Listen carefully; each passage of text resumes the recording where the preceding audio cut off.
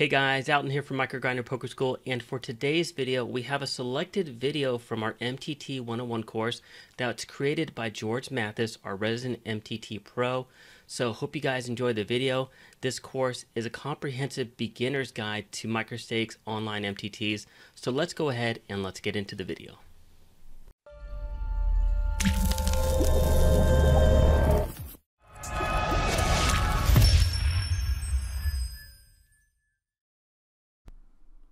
What's up guys? In this video we're going to discuss the good things and some of the bad about tournament poker. The first thing that makes tournament poker so appealing is that it's without question the softest poker format. It attracts the most recreational players out of any type of format. This is probably because it has the most exposure. Platforms like Twitch are particularly popular with tournament poker, compared with cash game poker, which has very little exposure. And when we think about poker coverage in the mainstream, with things like the World Series of Poker that's aired on ESPN, this is all tournament poker. And I think another one of the reasons recreational players are pulled towards it is because of the promise of, or the opportunity for, a potentially big win on a small amount of investment. The next reason MTTs are definitely a good thing to pursue is that the strategy is misunderstood on quite a broad scale, even by the regulars. This is primarily because tournament strategy isn't particularly fixed. It varies a lot and is very situational, depending on a lot of factors like stack depth, amount of players at the table, ICM implications, which is something we'll discuss later. So all of these things make strategy fairly complex, and for this reason there's a lot of players which haven't really done their homework, so to speak, and are making a lot of mistakes in this format and not adjusting their strategy based upon all these key differences. Another positive, one we've just touched upon, is that MTTs do provide the opportunity for a really big return on a small investment. The screenshot we've taken from here was from, I think, the W Coop Low event on PokerStars. Granted, the buy-in here of $55 is a bit over the microstakes limit, but just in terms of seeing the opportunity, the first place prize is almost 200,000 with a prize pool of 2 million. So you can see why MTTs definitely pull all sorts of players in.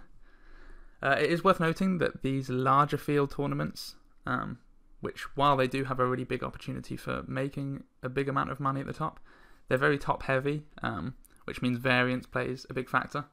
And again, this is something we'll talk about later, but it essentially means to win a tournament like this, while you probably have to play well, there is a big amount of luck which comes into winning a tournament with almost 40,000 players.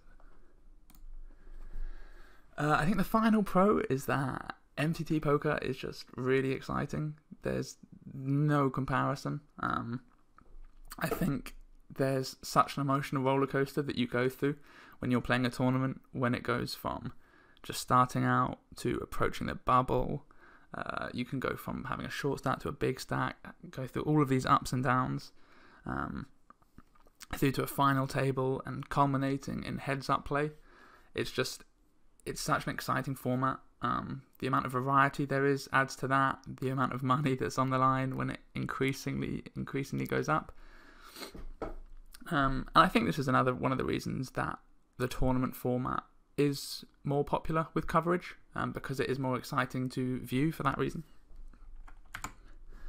I do think it's worth me touching on some of the negatives of MTTs. I don't want to be just completely promoting tournaments, because there are definitely downsides. The biggest of which is the high variance. We'll discuss this in one of the next videos. But essentially, in tournament poker, while skill definitely matters and the better players will win over the long term and the worse players will lose over the long term, luck plays a huge role. So particularly in large scale MTTs, the more you play, the more you reduce the effects of variance. but you can be a really good player, and because of this variance, you can still lose. And the same applies, you can be a really bad player, and because of variance, you can still win. And this is something that's really important to bear in mind when you're playing MTTs. The next sort of downside to MTTs is that it's a really tiring schedule. If you're used to playing any online tournaments, you'll be familiar with the kind of format of 55 minutes of playing and a 5-minute break.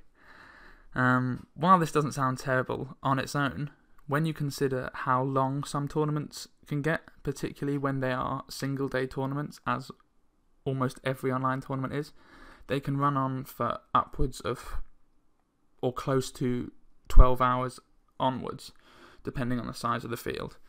And if you're in a tournament like this and all you're getting is 5-minute breaks, it can be kind of stressful for things like seeing friends, eating. Even eating is one that's big. You have to rush and get all of your food in on a 5-minute break. And it can be quite a strange lifestyle because let's say you are sitting down to play tournaments for the day. You register lots of tournaments in the first hour, and then you bust all of those tournaments by hour 6. Say you want to keep playing tournaments later in that schedule, so begin registering tournaments at hour 6. You might then have a really deep run, which could see you playing on for upwards of, in total, a 15-hour day. So it's worth being aware of kind of the schedule of what being a tournament player can bring. The other downside, and this does apply to cash games, I guess, as well, is that poker can be quite unsociable when you're playing online, particularly because the most lucrative days in the calendar are the weekends, Saturdays, and for tournament poker specifically, Sunday is always the biggest day in the calendar. It has generally the softest fields and the biggest tournaments going. And the combination of that really makes Sunday like a very big deal for tournament players, and you don't want to miss it. And obviously this can then get in the way of things like seeing friends, seeing family, partners on the weekend. So it's another thing to factor in if you're considering grinding tournament poker online for a full-time job. Right, that's it for this video, and in the next one we're going to talk about poker jargon. See you then. Well, I hope that you guys enjoyed today's video. If you did, please give it a thumbs up. And if you're not subscribed to our YouTube channel, please subscribe by hitting that subscription link down below in the video. And also, if you guys are interested in enrolling into this full course, there's a link down below where you can enroll at a discount. So thanks again for watching, and I'll see you guys at our next video. Take care.